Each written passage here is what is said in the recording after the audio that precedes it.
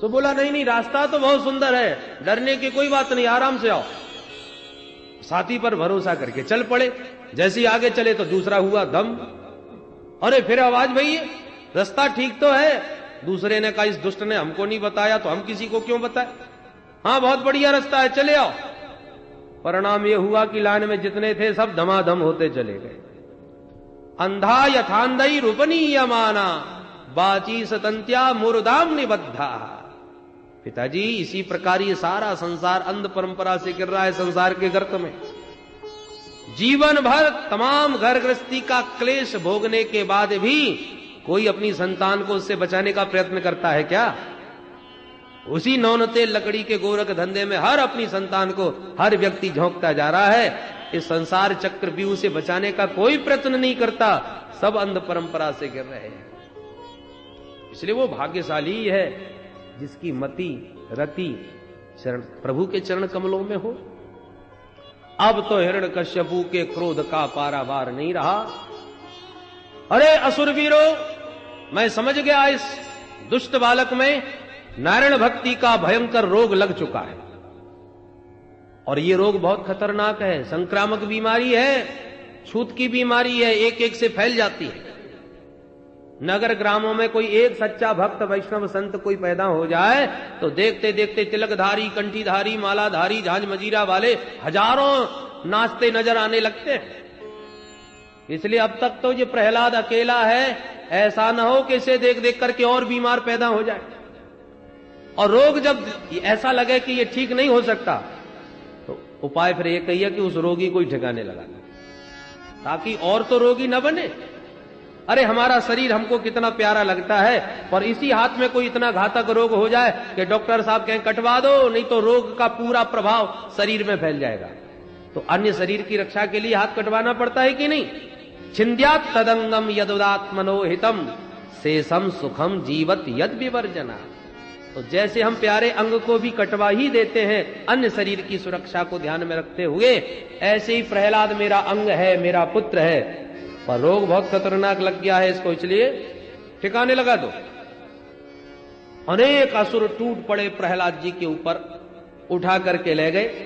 दिग्गजैर दंतसूकश्च अविचारा वपातनैः मायाभिसन्निरोधश्च गर्दानैरभोजनैः। बड़े बड़े पर्वत शिखरों से गिराया, पानी में डुबाया, अग्नि में जलाया, विषपान कराया, भोजन पर प्रतिबंध लगाया, सारे प्रयत्न कर लिए पर सब विफल हुए। होलिका देवी स्वयं जलाने आई पर स्वयं जल के राख की ढेर हो गए। अग्नि शीतल हुई तो प्रहलाद जी की इस प्रतिभा से प्रसन्न हुए। प्रहलाद जी के जितने मित्र थे उस अग्नि की राख को ही एक दूसरे के ऊपर उड़ा उड़ा करके उत्सव मनाने लगे। तो होलिका दहन जिस दिन होता है उसके दूसरे दिन धुलेट, उसको धूल से ही लोग खेलते हैं एक दूसरे से।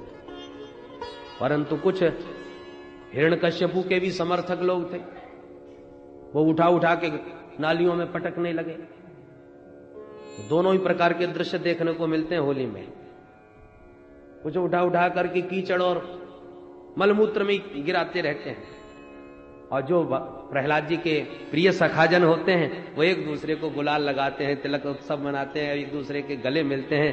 प्रहलाद जी के प्राण बच गए इस बात की उमंग हर्ष उनके हृदय में होता है। तो महाराज उत्सव मना, परंतु हिरण्यकश्यपु अब चिंता में पड़ गया। चिंताम दीर्घतमाम प्राप्त, सिर पकड़ के बैठ गया। क्या बात है, नेक्सा बच्चा चमत्कारी है, अब इसे मैंने कदाचित नहीं मारा तो ये मेरी मौत का कारण बन सकता है। बालक में ये चमत्कार नहीं, इसके ऊपर किसी का हाथ है, और मुझे लगता है नारायण मेरे ऊपर कोई षड्यंत्र रचा रहा है मेरे बेटे के माध्यम से। इतने में संडा मर्ग जी आए गए। अरे महाराज, आपकी टेढ़ी भ्रकुटी होने पर त्रिलोकी कांप जाती है और आप अपने बच्चे को लेके इतने परेशान हो रहे हैं। महाराज एक बार मौका हमको और दीजिए। अच्छा ले जाइए। प्रहलाद जी को पकड़ के फिर ले आए। बहुत समझाए पर इन पर कोई प्रभाव नहीं पड़ा, तो बांध करके प्रहलाद जी को गिरा दिया। पड़ा रहे, प्रहलाद जी पड़े। अब एक दिन संडा मर्ग जी तो चले गए कहीं बाजार घूमने, विद्यार्थी निकल पड़े खेलने कूदने। अवसर मिल गया प्रहलाद जी को, इधर आओ मित्रों, एक नया खेल सिखाओ। आ गए, कहो भैया प्रहलाद कौन सा नया खेल आता है आपको? प्रहलाद जी बोले आंख मिचौनी सीखी है? बोले हाँ ये तो पुराना खेल है। प्रहलाद जी बोले हमारा जीवन भी तो एक आंख मिचौनी का ही खेल है। वो कैसे भैया? बोले देख भाई, जीवात्मा और परमात्मा दोनों शाश्वत सखा है। दोनों बोले चलो आंख मिचौनी खेलते हैं। भगवान बोले पहले तुम छुप जाओ, फिर बाद में हम छुपेंगे। तो समस्त जीव परमात्मा के उदर में विलीन हो गए प्रलय के समय। और परमात्मा ने जब सृष्टि का शुभारंभ किया तो एक एक जीव को एक एक कर्म ढूंढ ढूंढ करके जगत में कर्मानुसार जन्म दे दिया। और भगवान बोले देखो बच्चों, हमने तुम सबको ढूंढ लिया। अब इसी जगत के कण कण में, अणु अणु में हम भी छुपे बैठे हैं। अब तुम्हारी बारी है हमें ढूंढने की, हमें ढूंढ के बताओ। जिस दिन तुम हमें ढूंढ लोगे उस दिन तुम्हारा खेल खत्म।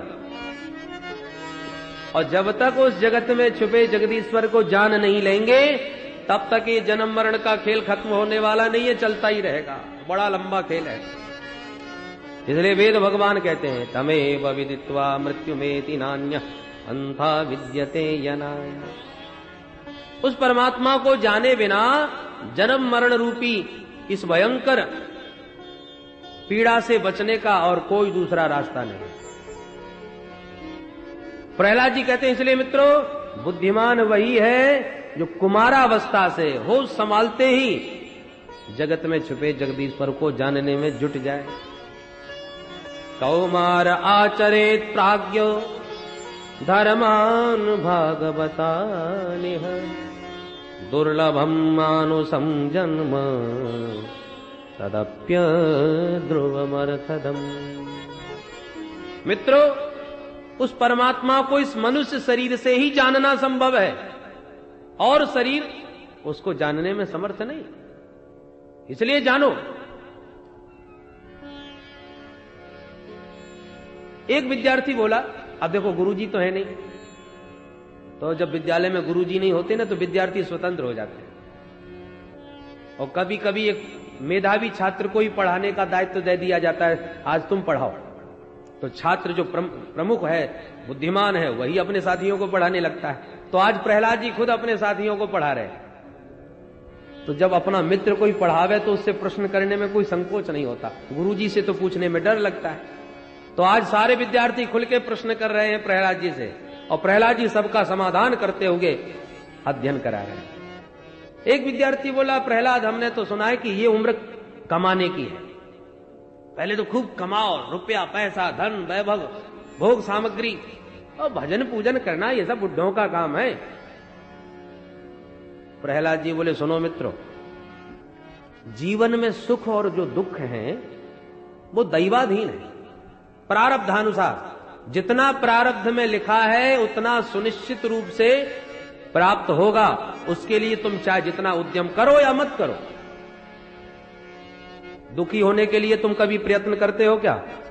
किसी ने मांगा है भगवान से कहे प्रभु हम दुखी रहे? ना तो कोई मांगता है ना कोई चाहता है, फिर भी दुखी होते हैं कि नहीं? होना पड़ रहा है। क्यों होना पड़ रहा है? जब तुम चाहते नहीं फिर दुखी क्यों होते हो? क्योंकि दैवाधीन है।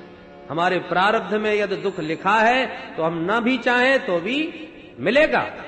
ठीक इसी प्रकार से सुख भी यदि प्रारब्ध में है तो मत चाहो तब भी मिलेगा। सुखमेन्द्रियकम दैत्या देह योगेन देहिनाम सर्वत्र लभ्यते दैवात् यथा दुःखमयत्नतः।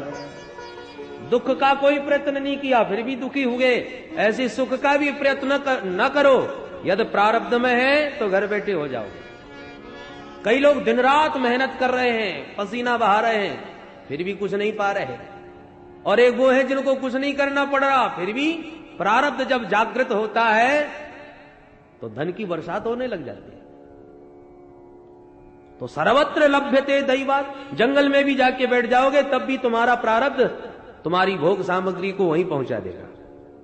तो जो प्रारब्ध में पाना सुनिश्चित है, तो जो वस्तु पाना सुनिश्चित है उसके लिए प्रयत्न करना भी मूर्खता है।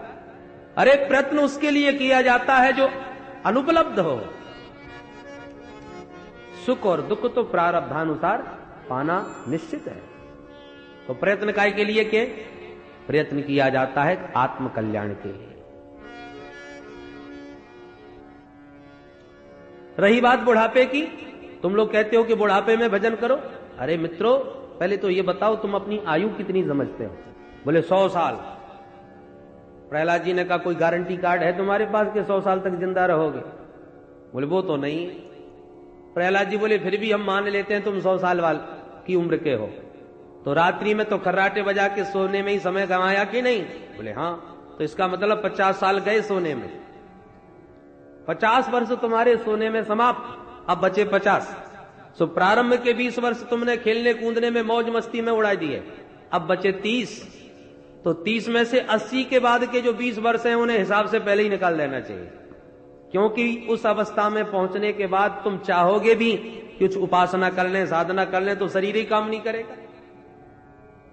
ध्यान लगाने बैठे, खांसी ने परेशान कर दिया, घुटने दर्द करने लगे, कहीं ना कहीं कोई ना कोई शारीरिक व्याधि आपको इतनी प्रभावित करेगी कि आप चाह करके भी कुछ नहीं कर सकोगे। तो बताओ अब 100 साल की उम्र में कौन सा समय है तुम्हारे पास भजन का?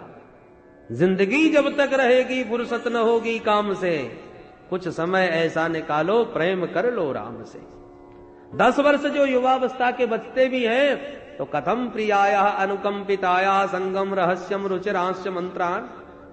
जहां विवाह हुआ नहीं कि देवी जी के मंत्र नित्य कान में सुनाई पड़ेंगे कि आज नमक खत्म हो गया, आज बच्चों की फीस जमा करनी है, आज ये करना है, उसी प्रपंचों में 1 मिनट की फुर्सत नहीं मिलेगी तुम्हें।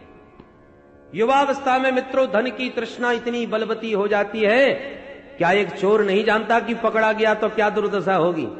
जेब कट को नहीं मालूम कि जेब काट रहा हूं, यदि पकड़ा गया तो क्या विडंबना होगी? तस्करों को, डकैतों को नहीं मालूम कि कोई भी गोली हमारी जीवन की अंतिम श्वास ले सकती है, पर इसके बाद भी धन के पीछे भाग रहे हैं। क्यों? क्योंकि प्राणभ्योऽपि ईप्सितः, वो धन प्राण से भी अधिक प्यारा लगने लगता है, और प्राण सबसे प्यारे होते हैं, और धन की इतनी तृष्णा कि प्राणों की बाजी लगा करके धन के पीछे भागता है। इसलिए मित्रों, जीवन कितना भी बड़ा हो, फुर्सत का क्षण कभी नहीं होता। एक ने कहा प्रहलाद एक बात पूछूं? बोले पूछो। कि ये बातें हमारे गुरुजी तो हमें कभी नहीं सिखाते, फिर तू कहां से सीख जाता है? तुझे किसने सिखाई ये सब बातें? प्रहलाद जी कहते हैं मेरी मनमुखी बातें नहीं है, मुझे भी अपने गुरुदेव से प्राप्त हुई। कौन से गुरुदेव हैं भैया तेरे? हमारे गुरुजी तो कभी नहीं पढ़ाते। हमारी तुम्हारी उम्र एक, हमारा तुम्हारा विद्यालय एक, हमारे तेरे गुरुजी भी एक, तो ये बातें कौन से गुरुजी ने सिखाई दी? प्रहलाद जी बोले जब मैं मां के पेट में था ना, उस समय इंद्र ने आक्रमण करके मेरी मां का हरण कर लिया। मेरी मां चिल्ला रही थी, रो रही थी, इतने में देवर्षि नारद ने इंद्र को डांट के भगाया और मेरी मां को बचा लिया। मेरी मां ने नारद जी के चरण पकड़ लिए। तब नारद जी ने कहा बेटी, जब तक तेरे पति तपस्या करके नहीं आते तब तक तू निश्चिंत आश्रम में रहे, और हम तुझे आशीर्वाद देते हैं जब तक तेरी इच्छा नहीं होगी तब तक तेरा बालक जन्म ही नहीं लेगा। क्षमा इच्छा प्रसूत है, तू जब चाहेगी तभी पुत्र जन्म देगा। मेरी मां ने मुझे गर्भ में ही धारण करके रखा, और नारद जी महाराज मेरी मां को बड़ा सुंदर सुंदर उपदेश दिया करते थे, और मातृ गर्भ में मैं भी सब सुनता रहता था। इसलिए मां के गर्भ में ही मैंने नारद जी को अपना गुरुजी मान लिया, और ये सारा ज्ञान उन्हीं का दिया हुआ है। विद्यार्थी बोले गजब हो गया, इसका मतलब हमारे गुरुजी ठीक ही कहते थे, ये पढ़ा पढ़ाया ही पैदा हुआ है। मां के गर्भ में तू सब सीखे आया। प्रहलाद कुछ भी हो, तेरी बातें हमारे मन को बहुत प्रभावित करती हैं। अरे कभी कभी तो तेरे साथ खूब नाचने गाने का मन होता है तेरी भक्ति को देखकर, पर जब तेरे पिताजी की सूरत याद आती है तो हिम्मत टूट जाती है। वो बड़े क्रोधी है, भैया हमको जिंदा नहीं छोड़ेंगे। प्रहलाद जी बोले एक बात बताओ, भगवान कोई मेरे घर के हैं क्या? तुमने नहीं देखा प्रभु के प्रेम में जब मैंने प्रभु का स्मरण किया तो क्या मेरा कुछ बिगड़ सका? कोई बिगाड़ सका मेरा कुछ? तो जब प्रभु मेरी रक्षा करते हैं तो क्या वो तुम्हारी नहीं करेंगे?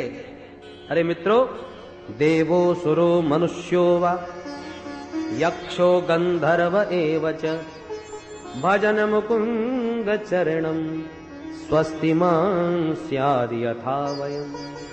कोई देवता हो, यक्ष हो, गंधर्व हो, किन्नर हो, मानव हो, दानव हो, कोई भी हो, कैसा भी हो, पर भजन मुकुंद चरणन स्वस्तिमान् स्यात् यथा वयम्।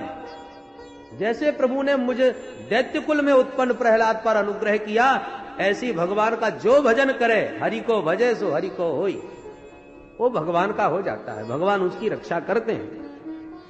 बात जच गई विद्यार्थियों के मन में और बोले, प्रहलाद भाई कुछ भी हो या तू हमें विश्वास दिलाता है तो हम भी तेरे साथ हैं, आज तेरे साथ ही नाम संकीर्तन करेंगे, क्योंकि गुरुजी विद्यालय में है नहीं, आज ही मौका बढ़िया है। प्रहलाद जी बोले तो हो जाओ तैयार, चिंता मत करना, सब संभाल लूंगा। सारे विद्यार्थी झूम उठे प्रहलाद जी के साथ और झूम झूम के नाचना गाना प्रारंभ कर दिया। राधा राधा कृष्ण राधा राधा राधा कृष्ण राधा राधा राधा कृष्ण राधा राधा राधा कृष्ण राधा।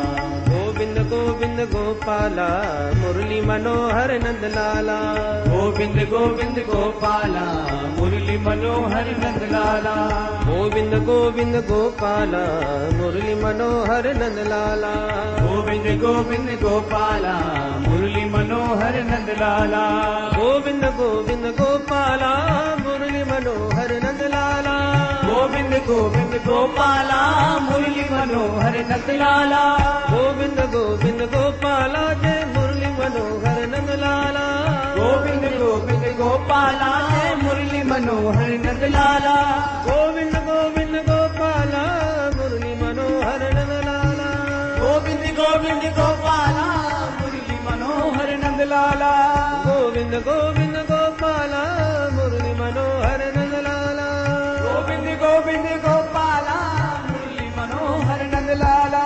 राधा राधा कृष्ण राधा राधा राधा कृष्ण राधा राधा राधा कृष्ण राधा। ताली बजा के कृष्ण राधा राधा राधा कृष्ण राधा राधा राधा कृष्ण राधा। सारे विद्यार्थी ताली बजा बजा के झूम झूम के नाच रहे थे। इतने में आ गए गुरुजी। गुरुजी ने देखा तो घबरा गए, हे भगवान लगता है बीमारी फैल गई, कहीं इसको छू करके मैं भी रोगी ना बन बैठूं। सो दौड़े दौड़े गुरुजी गए श्री हिरण्यकश्यपु के पास। महाराज गजब हो गया, क्या हुआ? अब वो महाराज वो अभी तक तो प्रहलाद अकेला था, अब तो उसने सारे विद्यार्थियों को रोगी बना दिया।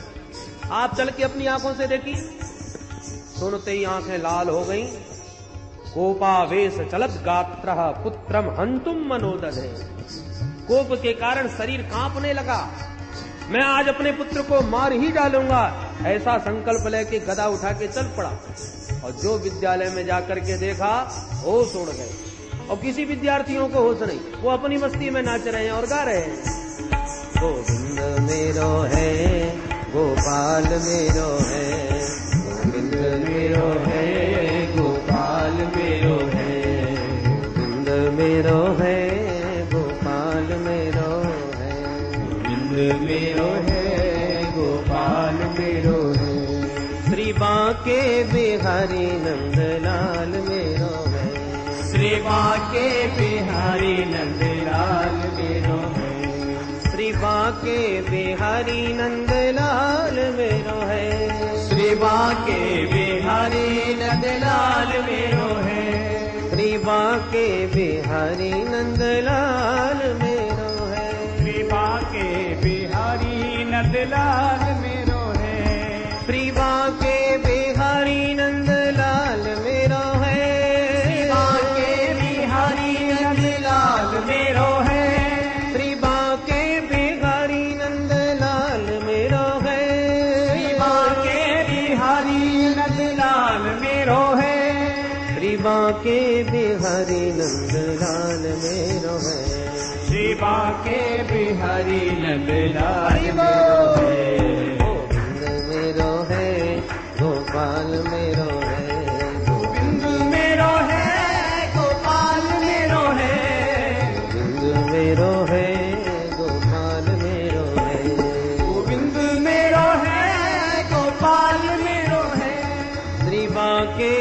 बिहारी नंदलाल मेरो है, श्री बांके बिहारी नंदलाल मेरो है। हिरण्यकश्यपु ने अट्टहास किया और कीर्तन सन्नाटे में बदल गया। जो जहां जैसे खड़ा था बेचारे सब विद्यार्थी वैसे ही खड़े रह गए। कोई नाचते समय एक हाथ कमर पे और एक हाथ माथे पे रख के ठुमका मार रहा था जोड़ का, और जहां उसकी दृष्टि हिरण्यकश्यपु के मुख पर पड़ी सो बेचारा मूर्ति बना ज्यों का त्यों खड़ा हो गया। ये भी हिम्मत नहीं जो सीधा भी हो जाए। थर थर कांप रहे छोटे छोटे विद्यार्थी प्रहलाद को इशारा कर रहे हैं, उधर देख। प्रहलाद जी ने जब पीछे मुड़ के हिरण्यकश्यपु की लाल लाल आंखें देखी तो विद्यार्थियों को मुस्कुरा के इशारा किया, घबराना मत, मैं हूं। और हिरण्यकश्यपु ने तो प्रहलाद पर हजारों गालियों की बौछार कर दी। हे दुर्विनीत मंदात्मन कुल भेद कराधम स्तब्धन मच्छासनोद्भूतम नेश्ये त्वाद्य यमक्षयम क्रुध्यस्य यस्य कंपन्ते त्रयो लोका सहेश्वराः तस्य मे भीतवन्मूढ़ शासनम किम बलोत्यगाः। अरे दुर्विनीत कुलभेदी कराधम प्रहलाद, आज तुझे मेरे कोप से कोई नहीं बचा सकता। मैं क्रोध करता हूं तो त्रैलोक्य कांप जाता है। ऐसा कोई शक्तिशाली नहीं जो मेरा सामना कर सके। ब्रह्मा जी के वरदानों ने मुझे अमरत्व प्रदान किया है, पर तूने किसके बल पर मुझे चुनौती देने का दुस्साहस किया? प्रहलाद जी ने भी निर्भीक होकर जवाब दिया, न केवलम में भवतश्च राजन सबई बलम बलिना च परेशान परे वरे स्थिर जंगमाये ब्रह्मादयो ये न वसम प्रणीता। पिताजी, आपको ब्रह्मा जी के वरदानों का बल है और मेरे प्रभु तो ब्रह्मा जी को भी बल देने वाले हैं। चराचर जगत के जीवों में जो भी कुछ बल पराक्रम है वो सब मेरे प्रभु का ही तो दिया हुआ है। भगवान यदि अपना बल खींच लें तो बड़े बड़े देवता एक सूखे तिनके को हिला नहीं सकते, जला नहीं सकते, उड़ा नहीं सकते। परशुराम जी महाराज बार बार फरसा दिखा रहे थे राम जी को, लक्ष्मण जी महाराज और ज्यादा छेड़ रहे थे। परशुराम जी की आंखें लाल, संकल्प सुदृढ़ कि अब मैं इस बच्चे को मार ही डालूंगा, पर जब जब फरसा उठाने का प्रयास किया तभी तब हाथ ने काम करना छोड़ दिया। परशुराम जी बड़े चक्कर में कि चाह भी रहा हूं, फरसा मेरे हाथ में भी है, फिर भी ये उठ क्यों नहीं रहा, हाथ काम क्यों नहीं कर रहा? लक्ष्मण जी बोले, हाथ ने पहचान लिया पर आप नहीं पहचान पा रहे। क्या मतलब? कौन है ये? सबको बल शक्ति देने वाले यही तो नहीं? संदेह हो गया तो चला अपना संदेह दूर करने के लिए परशुराम जी ने कहा, महाराज राम रमापति कर धनु लेहु और खेचऊ मोर मिटह संदेहु। ये धनुष पर आप प्रत्यंचा चढ़ा दो तो मेरा संदेह समाप्त हो जाएगा, मैं आपको पहचान जाऊंगा। और जैसे ही धनुष देने के लिए परशुराम जी आगे बढ़े ही थे कि अपने आप ही परशुराम जी के हाथ से धनुष छूट गया और राम जी के हाथ में जाके पहुंच गया। देत चाप आपेउ चले गए परशुराम मन विस्मय भय। परशुराम जी के आश्चर्य का ठिकाना नहीं हुआ, गजब हो गया। मेरा हाथ चैतन्य था वो एकदम जड़ बन गया, और मेरा धनुष एकदम जड़ था वो आज चैतन्य बन गया, जो स्वयं मेरे हाथ से चल करके राम जी के हाथ में पहुंच गया। इसका मतलब राम जी कौन है? जो चेतन कहो जड़ करे, जड़ है करे चैतन्य। राम जी चाहे तो जड़ को चैतन्य बना दे और राम जी चाहे तो चैतन्य को जड़ बना दे। श्री प्रहलाद जी महाराज कहते हैं, सबई बलम बलिनाम चा परेशान। पिताजी, वो बलवानों के भी बलवान है। आप अपने को त्रिलोकी का विजेता मानते हैं, पर सबसे पहले तो आप अपने घर को जीतिए। तुम्हारे भीतर के जो शत्रु घुसे बैठे हैं, दस्यून पुरासन्न विजित्य लुम्पतो, काम क्रोधादि के जो शत्रु हमारे भीतर घुसे बैठे हैं, आज देखो पिताजी आपको क्रोध ने अपने अधीन कर रखा है।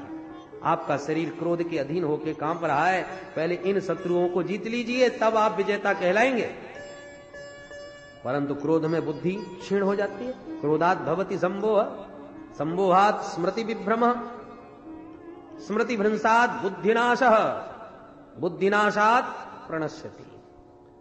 क्रोध में अंधा हिरण्यकश्यपु चिल्ला पड़ा, ए मूर्ख, तेरा भगवान यदि सबको बल पराक्रम प्रदान करता है तो बोल कहां रहता है, पहले तेरे भगवान को देखूं। प्रहलाद जी बोले ये पूछिए पिताजी कि वो कहां नहीं रहते। ईशावास्यमिदं सर्वम, वो तो कण कण में, अणु अणु में, सर्वत्र है। यदि कहूं कि यहां है तो फिर यह संभावना हो जाएगी कि शायद यहां नहीं होगा। वो तो सर्वत्र है। वे वेष्टि व्यापनोति सकलम जगत। हिरण्यकश्यपु ने कहा यदि सर्वत्र है तो क्वासो यदि सर्वत्र कस्मात स्तंभे न दृश्यते। यदि तेरा भगवान सर्वत्र है तो इस खंबे में मुझे कहां दिखाई पड़ रहा है, मुझे क्यों नहीं दिख रहा? क्या तेरा भगवान इस खंबे में है? प्रहलाद जी बोले हां। और भगवान कहां? जहां भक्ति की हां, भगवान वहां। प्रहलाद जी ने हां किया और हिरण्यकश्यप ने घुमा करके गदा का प्रहार किया, खंबा फट गया और भगवान नरहरि नृसिंह के रूप में प्रकट हो गए। बोल नृसिंह भगवान की। गगड़ गड़गड़ानो खम्ब फाटो चरचरानो, निकसो नरनाहर को रूप अति भयानक है। ककड़ कड़कड़ावे दसन जीव लप लपावे, चितवत सरोज मानो अंग जात खानो है। नरसिंह भगवान ने इतना भयंकर अट्टहास किया कि सारे दैत्य मूर्छित होकर गिर पड़े। हिरण्यकश्यपु भी घबरा गया और मन में सोचने लगा मैं तो वरदान प्राप्त हूं, ब्रह्मा जी के वरदान जब मेरी रक्षा करेंगे तो मैं क्यों डरूं। तो वरदानों का स्मरण करके साहस आ गया, ढाल तलवार संभालने लगा और भगवान के ऊपर झपट पड़ा। मध्याह्न 12 बजे नरसिंह भगवान प्रकट भये और युद्ध छिड़ गया। भगवान उसे ऐसे खेलने लगे उसके साथ जैसे पक्षीराज गरुड़ छोटे मोटे सर्प के साथ क्रीड़ा करें, खिलाते रहे। ब्रह्मा जी ऊपर से देवताओं के साथ मिलकर के ये युद्ध देख रहे हैं। ऊपर से इशारा करें सरकार जल्दी करो, सूर्यास्त हो गया, बल पराक्रम बढ़ जाएगा असुरों का। भगवान ने हुंकार ध्वनि करके ऊपर देखा सो ब्रह्मा जी सक पकाए गए। भगवान कहना चाहते हैं कि पहले तो वरदान दे के बल पराक्रम देते हो। तो बेचारे ब्रह्मा जी कुछ न बोले। जहां सूर्यास्त पूर्णतः हुआ भगवान ने तुरंत हिरण्यकश्यपु को पकड़ा, जकड़ा, गोदी में पटका और बीच दहरी में जकड़ के बैठ गए। इतनी जोर से दबाया हाथ पैर कि अपने आप ही हाथ से ढाल तलवार खिसक गए नीचे। अरे महाराज गिर पड़ा तो क्या हुआ, मरने वाला नहीं। भगवान बोले क्यों? बोले मैंने वरदान लिए हैं। क्या? बोले ना भीतर मरूं ना बाहर। भगवान बोले इसीलिए बीच दहरी में बैठा हूं। तो ना ऊपर मरूंगा ना नीचे। भगवान बोले तू तो मेरी गोद में है। तो ना मैं ना अस्त्र से मरूंगा ना शस्त्र से। भगवान बोले लंबे लंबे नाखून देख रहे हो, ये ना अस्त्र है ना शस्त्र, पर तेरे लिए पर्याप्त है। इसी से तेरा उदर विदीर्ण करूंगा। अब तो कांप गया। तो ना दिन में मरूंगा ना रात में। भगवान बोले संध्या का समय हो रहा है, ना दिन है ना रात। तो महाराज ना मनुष्य से मरूंगा ना जानवर से। भगवान बोले मैं कौन हूं? नर भी हूं सिंह भी हूं, नरसिंह। अच्छा, अब घबराया। मैंने वरदान मांगा था महाराज कि मैं ब्रह्मा की सृष्टि में किसी से नहीं मर सकता। भगवान बोले सुन, ब्रह्मा को मैं बनाता हूं, ब्रह्मा ने मुझे नहीं बनाया। अब तो बेचारा बोरी तरह घबरा गया। अरे तो एक वरदान और है। क्या? बोले मैं 12 महीने से किसी महीने में नहीं मरूंगा। भगवान बोले ये अधिक मास चल रहा है, ये 13वां महीना स्पेशल तेरे लिए बनवा रखा है।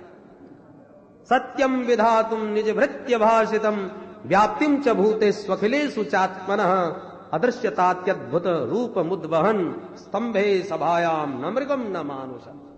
सारे वरदानों की प्रभु ने रक्षा करी। ब्रह्मा जी के वरदानों की भी रक्षा करी, सनकादियों के शाप की रक्षा भी करने के लिए भगवान इस रूप में आए हैं। और अपने प्रहलाद भक्त के वचन को भी सत्य करने के लिए सत्यम विधातुम निज भृत्य भाषितम, ये सभी भगवान के भक्त हैं और सभी के वचनों को सत्य करने के लिए इस अद्भुत रूप में भगवान प्रकट भये। और अंत तो गत्वा वरदानों की रक्षा करके अपने विशाल नखों को हिरण्यकश्यप के उदर में गाप कर उसकी आंतों को चीर करके बाहर निकाल लिया और उनकी आंतों को बाहर निकाल करके उसकी माला धारण कर ली। अब तो रक्त रंजित भगवान का कर कमल और बड़ा भयंकर मुख देख करके देवता भी थर थर कांप गए। एक और जहां असुर हिरण्यकश्यपु के वध की प्रसन्नता हो रही है कि असुर राज मर गया, हमारा आतंक समाप्त हो गया, परंतु फिर भी भगवान के इस उग्र रूप को पहली बार देखा। इतना उग्र रूप देख करके देवताओं का साहस नहीं होता कि सामने जाके दंडवत करे आवे। पर फिर भी भगवान ने इतना बड़ा महान कार्य किया है तो स्तुति तो करना ही चाहिए। ब्रह्मा बाबा आए, हाथ जोड़ के स्तुति गाने लगे। नतोस्मे अनंताय दुरंत शक्तये विचित्र वीर्याय पवित्र कर्मणे। हे प्रभु, आपकी अनंत शक्ति को प्रणाम है, आपके इन पवित्र कर्मों को प्रणाम है। इस प्रकार विविध स्तुति करने लगे, पर जो भगवान ने अट्टहास किया तो बेचारे भागते नजर आए। ब्रह्मा जी का हंसी फड़फड़ा के उड़ता चला गया। बोले बाबा नादिया पर बैठ कर के स्तुति करने आए। भगवान ने टेढ़ी निगाह से नादिया देखा, सो नादिया तो बेचारा बैल से शेर से वैसी घबराता है, बैल पूंछ उठा के भागता है नजर आया। एक एक करके सब आए, पर कोई सामने टिक ना पाए। पर जब मनु लोग आए तो भगवान ने एकदम पूछ दिया, कौन हो तुम?